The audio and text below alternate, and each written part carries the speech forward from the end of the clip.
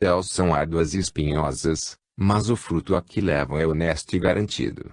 As estradas do mundo são fáceis e floridas, mas desembocam na traição e na dor.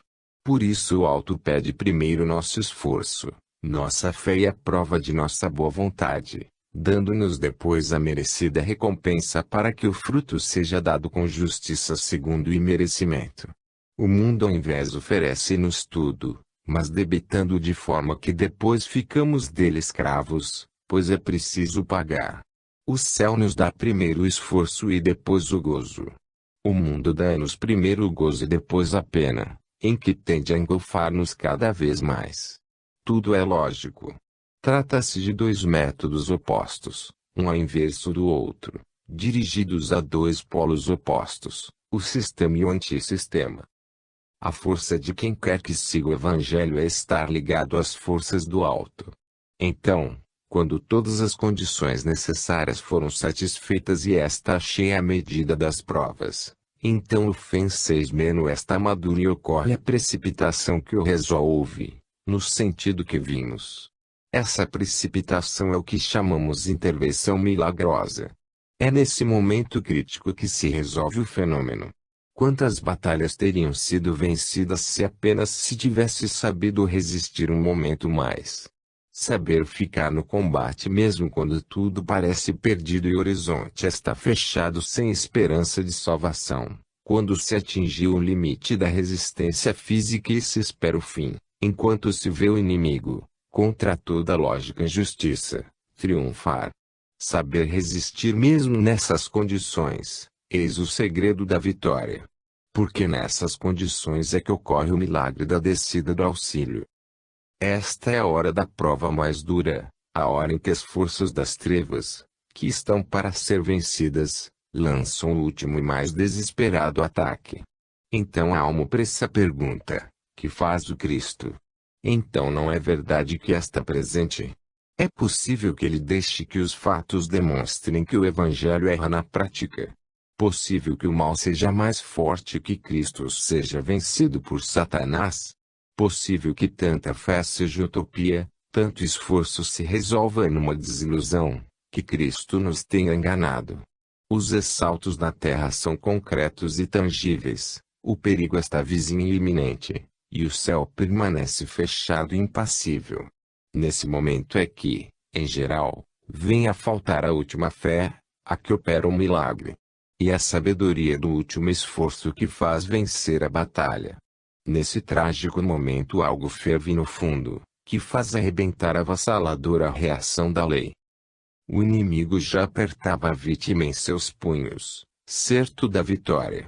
Tomara cada vez mais velocidade ao longo do caminho e agora como um projétil lançado a toda força contra o objetivo. Cada erro agigantado por essa velocidade. Por isso, justamente agora que está para vencer, é que comete os maiores erros. Não tem ele tudo em mãos para vencer? Não é mais hora de cálculos nem de prudência. Crê lutar contra um pobre homem e está provocando as forças do alto. E assim suceder-se cada vez mais forte os assaltos dos homens do mundo, que produz a realização do milagre, obrigando a lei a reagir e o alto a manifestar-se. Ainda uma vez vemos o mal trabalhar a serviço de Deus, para a vitória do bem. O céu não pode ficar fechado e indiferente. Nesse momento, ele se rasga e dele desce a prova decisiva e exemplar, de que o Evangelho é verdadeiro, de que Cristo está presente e sabe vencer. Tudo converge para o mesmo ponto, que é a descida do auxílio, a realização do prodígio. De um lado a fé e o sacrifício do instrumento. Do outro as forças desencadeadas do mundo decididas a desmentir, com seu triunfo, Cristo e o Evangelho. O assalto chegou ao coração da lei que, tocada no vivo, é constrangida a reagir. E o milagre acontece, com a vitória de Cristo. Vê-se então que o mal trabalhou tanto, só para chegar à autodestruição. Resplende a lei em seu triunfo. Foi o próprio mal a causa primeira de seu mal. Foi justamente a inconsiderada convicção de vencer que o traiu. Mas oferecer para enganar não e o sistema do mundo. O exemplo é rico de ensinamentos e só por isso trouxemos aqui. Ensina-nos que, diante do Evangelho, o mundo que dele zomba julgando utopia, está errado. Ensina-nos que, se tiverem de entrar em luta, o bem é mais forte que o mal e portanto vence. Cristo é mais poderoso que o mundo, e portanto triunfa. Ensina-nos o poder da fé e do sacrifício, a justiça da lei, a real presença de Deus que opera entre nós. Ensina-nos as grandes vantagens que derivam do viver na ordem, funcionando em harmonia com o grande organismo do universo, e os prejuízos que temos agindo em contrário. Ensina-nos que os milagres podem acontecer também a nós, se soubermos colocar as causas e que os imponderáveis do espírito, que parecem tão pouco importantes, podem ao invés pesar em nossa vida. Ensina-nos que, quando somos honestos e vivermos segundo a justiça, a providência de Deus jamais nos abandona. Assim, no caso que narramos, tudo foi salvo, como numa operação de alta cirurgia, com habilidade de mestre, com a maior vantagem e o menor dano possível. Nisto revelou-se a inegável presença de uma mente superior muito sabia. Os elementos negativos foram simplesmente afastados, para que não causassem prejuízo, mas sem dano para eles. O instrumento humano teria sido o primeiro a defendê-los de toda a represália, uma vez já lhes tendo perdoado. Nem podia fazer de outra forma, porque era nesse método que residia sua força. Do outro lado, a missão foi toda salva. Purificado o ambiente, afastados os mercadores do templo, a missão pôde florescer e desenvolver-se com a chegada dos elementos melhores, os novos chamados. Mas a missão foi mais do que salva. Ela foi confirmada por tudo isso, do salvamento milagroso. Ela recebeu o sigilo do alto que, com isso, subscreveu a obra, garantindo sua origem, natureza e finalidade.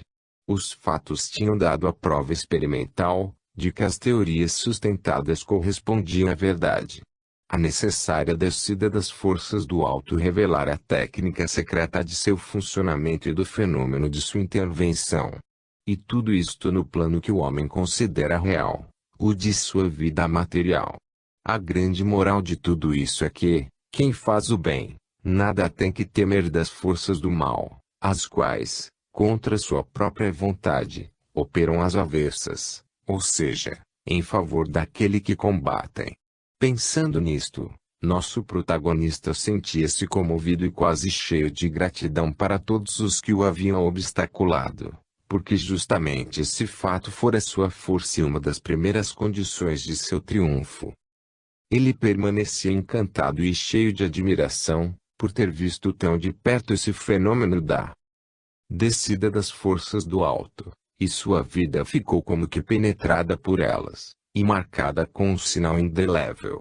Ele tudo observara e agora admirava o caso vivido, em sua substância educadora, despersonalizado dos elementos humanos que aí haviam aparecido e dos incidentes materiais que haviam ocorrido. Admirava como o artista admira com satisfação a beleza de uma obra de arte, na harmonia e proporção das partes, em sua técnica, em seu objetivo e significado.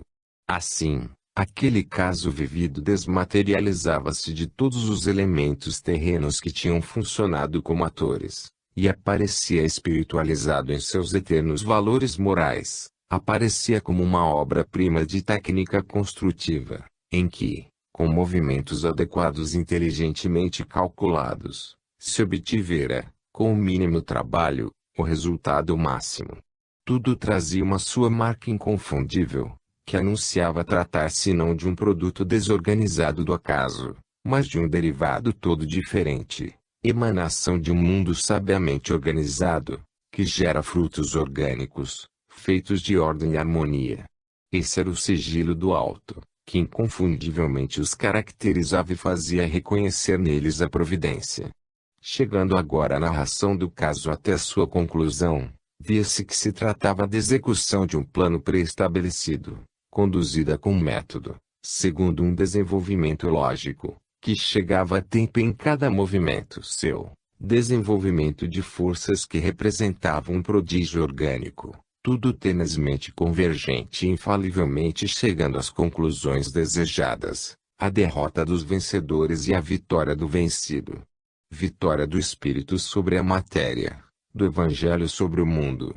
Cristo vencera. A conclusão luminosa, com que se concluía a experiência era de que o Evangelho é mesmo verdadeiro, tanto que ele realizara um prodígio, para permanecer verdadeiro. Verdadeiro significa a verdade, não apenas teoricamente reconhecida e proclamada, mas verdade que, levada à vida vivida, resistiu à prova concreta da experiência, verdade comprovada pelos fatos. A grande moral da fábula é que o Evangelho é realmente verdadeiro, e não apenas por palavras. E nós poderíamos concluir, como se costuma dizer no fim da demonstração de um teorema, como se queria demonstrar. Cristo vencera. Esta vitória tinha uma beleza sua que a distinguia e a tornava maior e mais bela do que todas as vitórias humanas. Não se vencera esmagando e explorando, para o egoísmo próprio, mas perdoando e amando, para alcançar um fim bom.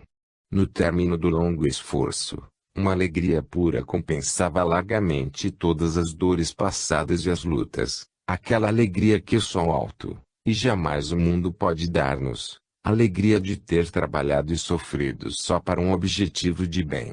Não era essa uma vitória da terra, obtida com a força para dominar, que cita a revolta dos vencidos levados, pela lei de equilíbrio, à reação.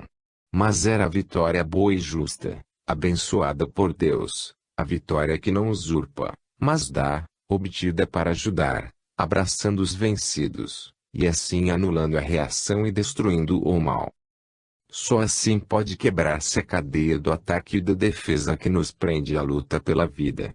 Só esse tipo de vitória é que nos faz ascender para a libertação, enquanto o tipo de vitória que se usa na Terra, é o que sempre mais nos submerge no plano biológico, onde só imperam as leis da animalidade.